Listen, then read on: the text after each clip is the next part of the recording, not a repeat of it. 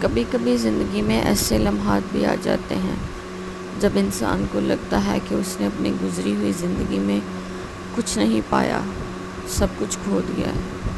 اپنا سکون، اپنا آرام، اپنی زندگی کے وہ لمحات جنہیں وہ گزارنا چاہتا تھا، جنہیں وہ محسوس کرنا چاہتا تھا۔ جب یہ سوچیں ذہن میں آئے نا تو تب صرف اتنا سوچا کریں کہ کوئی بھی کام وہ اچھا ہو یا برا تب تک آپ کی زندگی پر اثر انداز نہیں ہو سکتا جب تک آپ کا رب نہ چاہے، اور اگر اللہ پاک چاہیں تو وہ ہمارے حالات، ہماری مشکلات کو کچھ ہی پل میں جو ہے وہ ختم کر سکتے ہیں۔ جب بھی زندگی آپ کو مایوس کرے تو بجائے خود کو کوسنے کے یا اپنے سے جڑے رشتوں کو غلط کہنے سے بہتر ہے کہ اللہ پاک سے رجوع کریں، اللہ پاک سے اپنے دل کی باتیں بیان کریں،